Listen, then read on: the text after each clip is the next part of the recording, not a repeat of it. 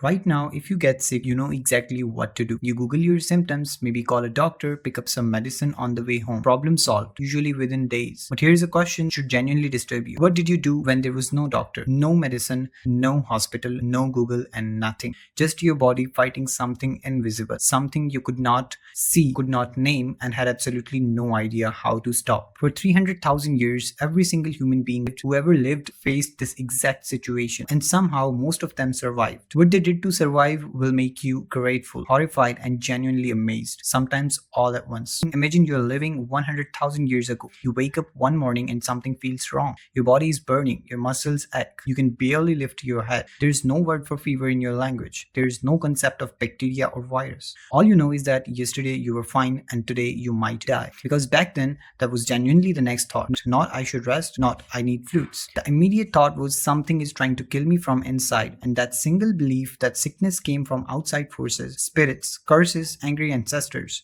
shaped every medical decision humans made for the next 290,000 years. Let that sink in. Almost the entire span of human existence, we treated illness not as biology, but as a spiritual attack.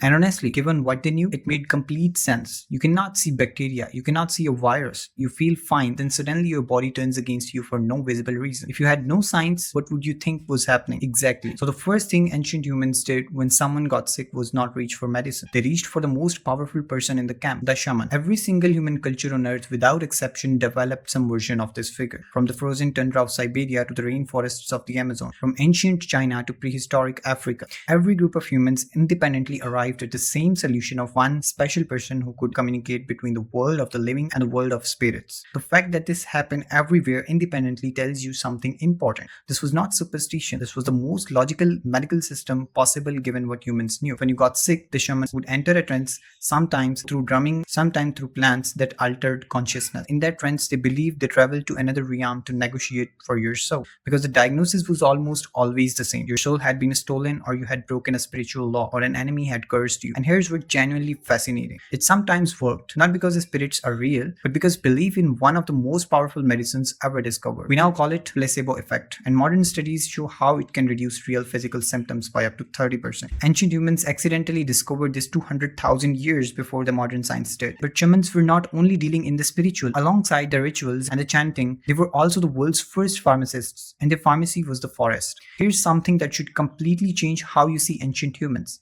They knew their local plants the way you know your phone. Every leaf, every root, every bark, what it did, what it gave, what it killed. This knowledge took thousands of years to build, passed from mouth to ear, generation to generation, never written down, but never forgotten. Willow bark, which contains the exact same active ingredient as modern aspirin, was used to reduce the fever and pain at least 3,500 years ago in ancient Egypt. Turmeric was being used as an anti-inflammatory in India over 4,000 years ago. Moldy bread was pressed onto infected wounds in ancient Egypt, Greece, and Serbia thousands of years before Alexander Fleming officially discovered the penicillin in 1928. They did not know why it worked, but they knew that it worked, and they kept it using. In fact, the World Health Organization estimates that 25% of modern pharmaceutical drugs are directly derived from the plants first used by the indigenous healers. The medicine cabinet has ancient fingerprints all over it. But sometimes the fever did not break, sometimes the infection spread, sometimes the pain got worse, and ancient healers, unwilling to give up, started doing something so extreme that when modern scientists first discovered the evidence, they refused to believe it.